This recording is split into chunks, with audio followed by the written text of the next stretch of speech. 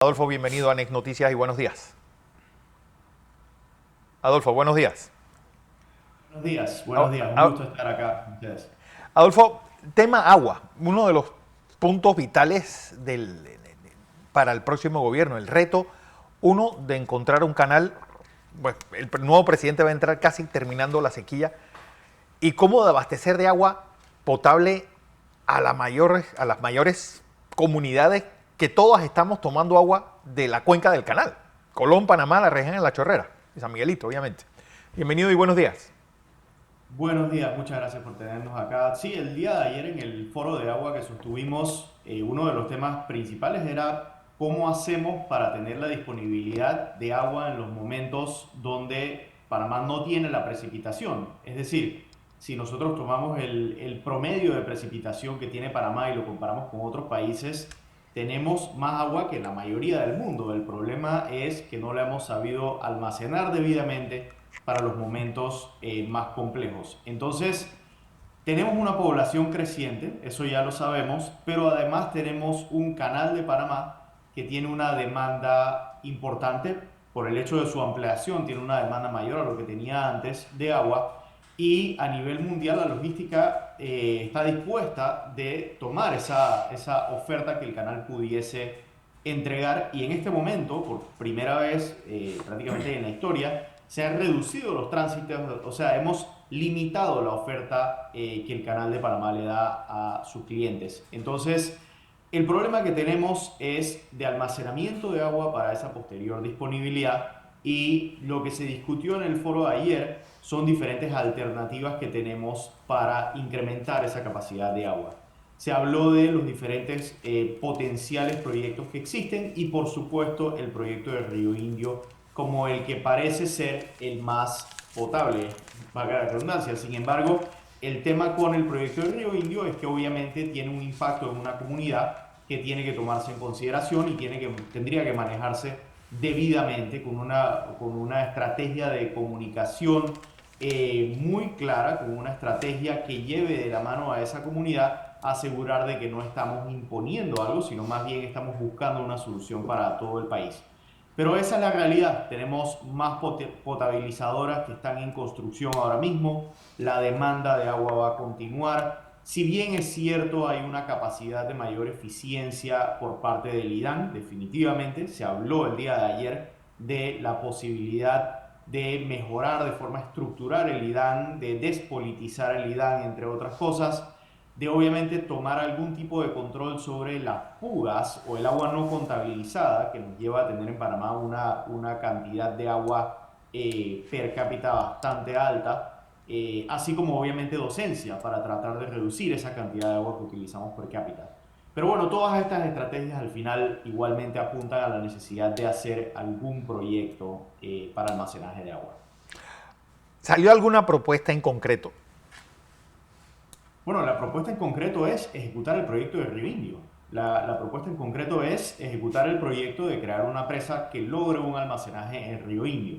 Allí la situación, sin embargo, es que independiente de todos los estudios y todas las comunicaciones que se dieron con la comunidad entre los años del 2017 y 2019, en una parte se quedaron en suspenso. Entonces se tendría que tomar esa comunicación una vez más con la comunidad, entender cuáles son las posiciones, las opiniones de quienes moran en esa área en este momento y entender qué tan viable es ese proyecto en términos de la comunidad, porque en términos técnicos y en términos del beneficio que le rinde ese proyecto, tanto al canal como sobre todo al consumo humano en nuestro país, ya está comprobado y estudiado.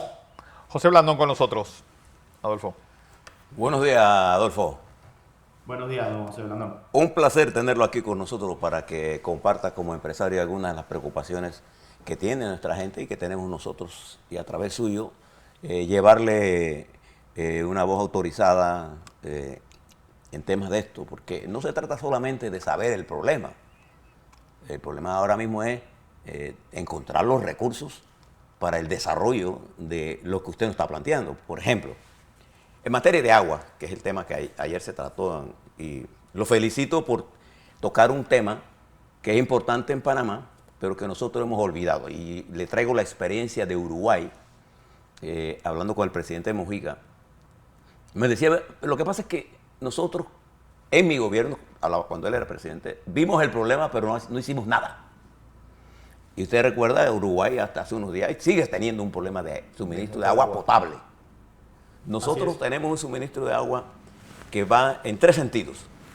El sentido A, de generación eléctrica. El sentido B, y no por orden en ese orden, agua potable. El sentido C, de mantener el canal de Panamá. El canal de Panamá en esclusa con agua dulce, si no le resuelven el problema de agua en corto plazo, nosotros vamos a perder ese canal. Sin embargo, durante el último mes, en noviembre, a través de las cosas que se dijeron, creamos un ambiente altamente negativo para manejar temas de esta naturaleza, con un alto nivel de responsabilidad. Por ejemplo, hoy hay gente en la cuenca del Belén que dice que ahí no se va a hacer ningún ningún reservorio de agua. Y hay gente que decía que la cuenca del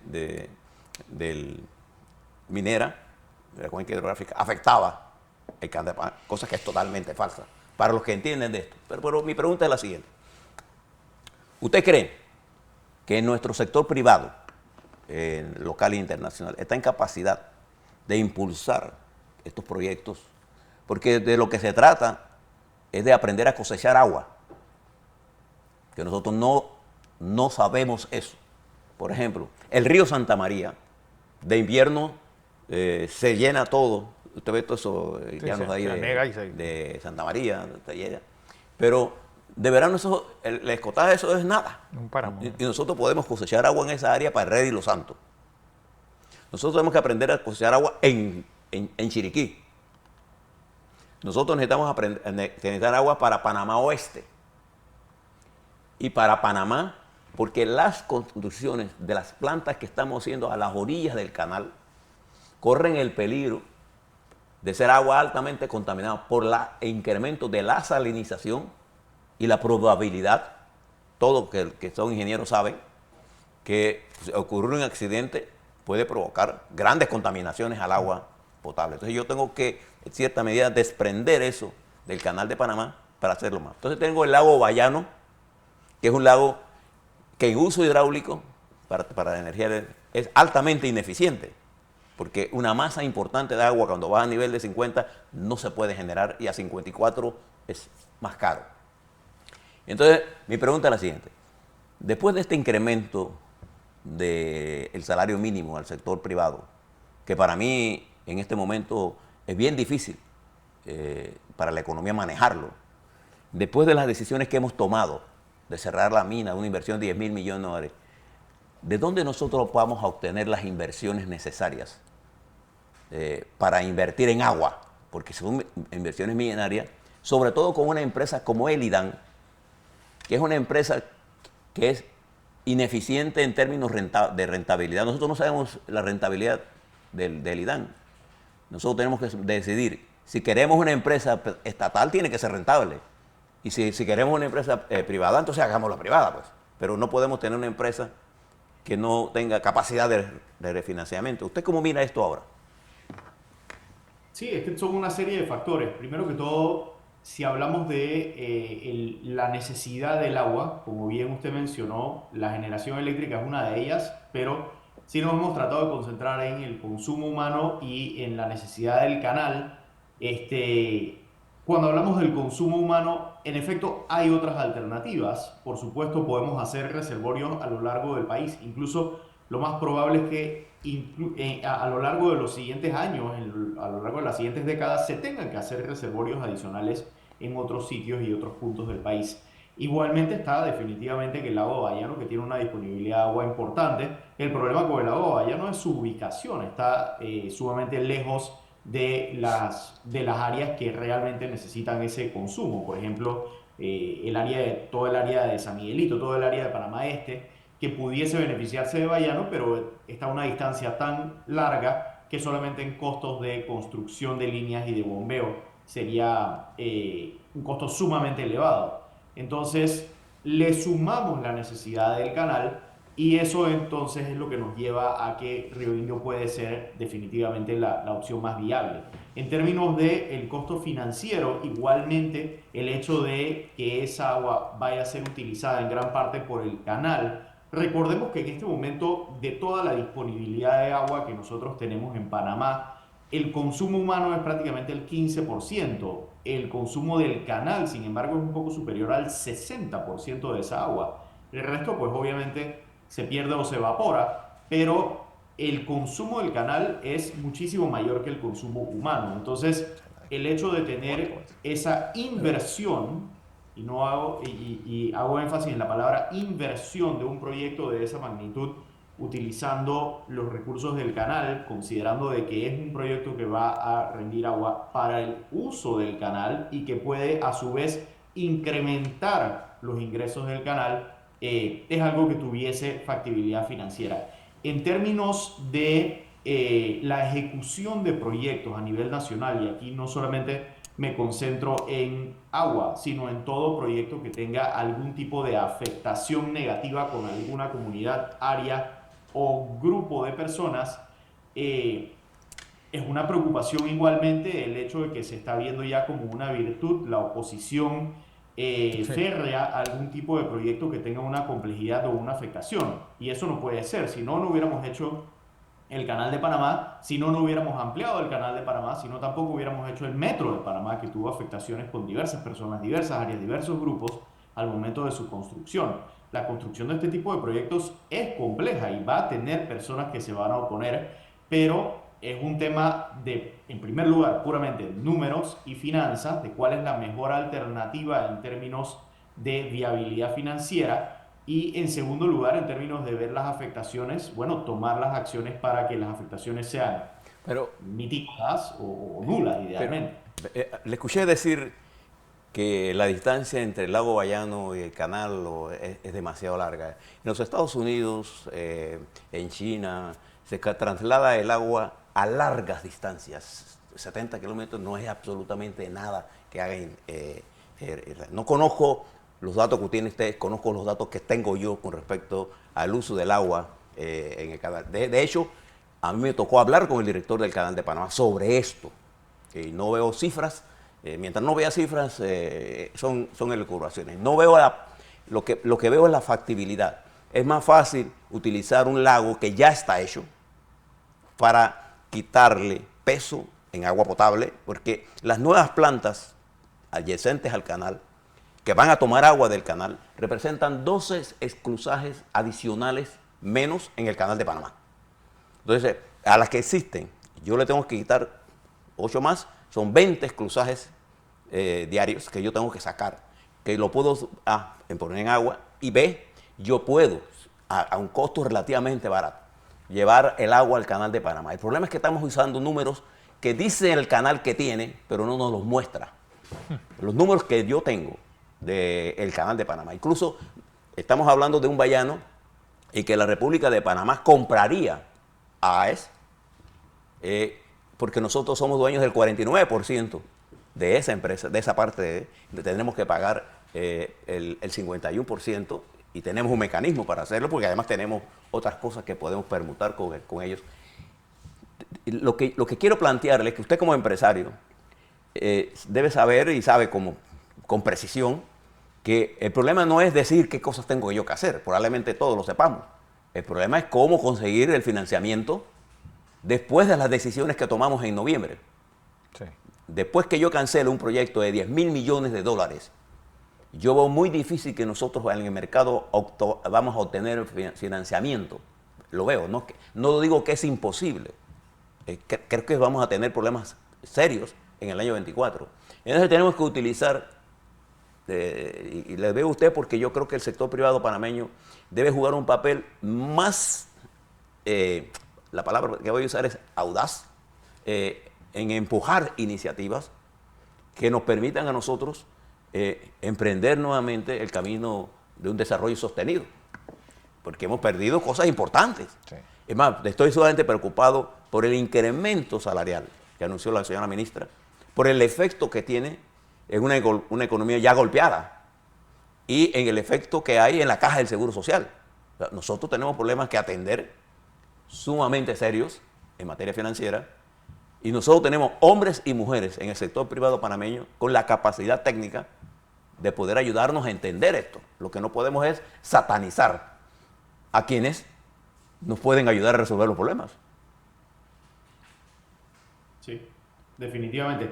Hago una aclaración solo cuando mencionaba el tema de Bayano, independiente de la distancia, o sea, de la viabilidad en términos técnicos de la distancia, también un tema muy importante aquí a considerar es la factibilidad a futuro, porque una vez que tienes que adversar la gravedad, el proyecto de movimiento de agua se puede transformar en sumamente costoso en términos administrativos a futuro. En el caso de Bayano, como ese traspaso de agua requiere de mucho bombeo, estamos hablando de algo totalmente diferente que simplemente apoyarse en la gravedad en Claro. términos de Pero otras áreas. fíjese, Pero bueno, toda la red del saneamiento de la bahía es agua bombeada por estaciones. así es. No, en gravedad. en materia de ingeniería, esto no es un corto tan grande como lo estamos imaginando. En el gobierno de la administración del presidente Martinelli, toda el agua por túneles pasa a estaciones de bombeo. ¿Se acuerda usted los problemas que tuvimos ahí en la organización Nuevo Panamá? Nadie sabe de eso, nadie escucha ese ruido. Ahí hay bombas empujando sólidos, no líquidos. O sea, esta es una tecnología que ha sido desarrollada enormemente. Pero mi problema es que independientemente hay algo que es cierto, todo eso cuesta dinero. Sí.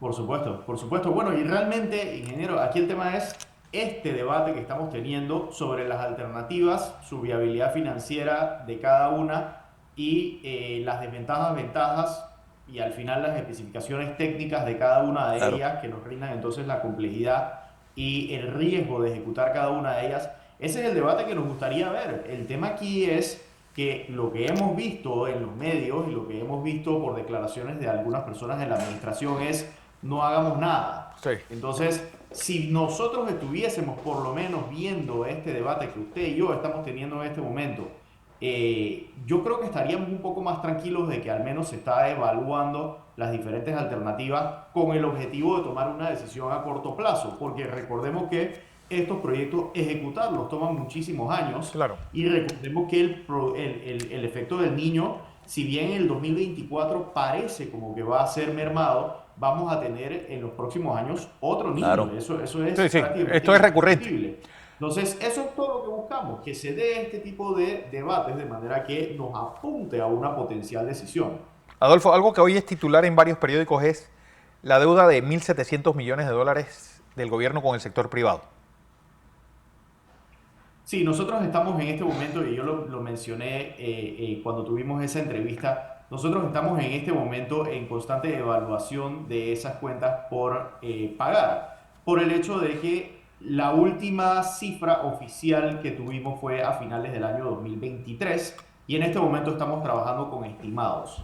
Entonces, lo que sí me he abierto a comunicar es que la administración actual, cuando inició, habló de recibir el gobierno con unas cuentas por pagar excesivas Sí, de y 2.000 que millones. le tomó una serie de esfuerzos tratar de mermar un poco esas cuentas por pagar en ese momento. Entonces, nuestro llamado es, estamos a 6 meses de que esta administración actual se acabe, es importante que se le ponga atención a las cuentas por pagar, porque sí fue una promesa del presidente Cortizo dejar a esta administración con unas cuentas por pagar saneadas.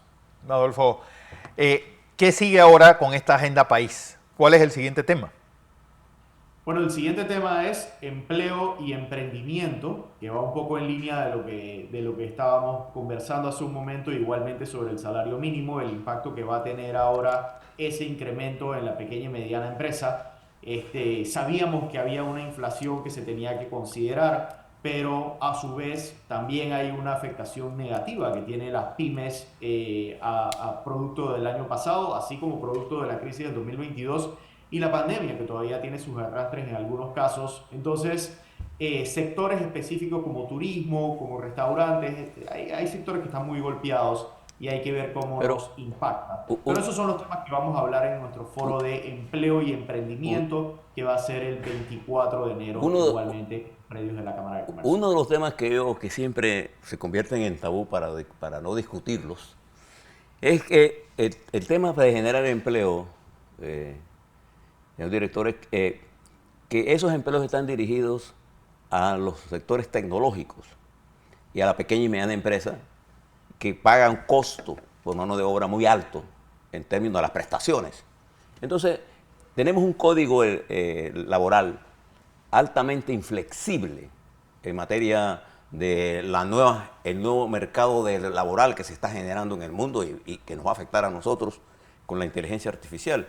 Entonces, no veo, si nosotros nos entramos a discutir las nuevas reglas para manejar el código laboral, que nos permite una mayor flexibilidad y que esté ligado a todos los incrementos de salarios a un incremento de la productividad. El problema es que aquí todos queremos aumentos de salarios generalizados sin hablar de la productividad. Y como consecuencia lo que estamos haciendo es cada vez menos competitivos en un mundo altamente competitivo, en donde nosotros hemos sido competitivos porque hemos en cierta medida subsidiado al mundo con nuestra agua agua dulce, porque el canal se mueve con agua dulce. Entonces, ¿usted cree que es posible una política de trabajo con el actual código del trabajo, con las inflexibilidades que él le impone a los pequeños y medianos empresarios cuyo costo es altísimo? El costo de despido en Panamá es para un empresario pequeño lo quiebra. Sí.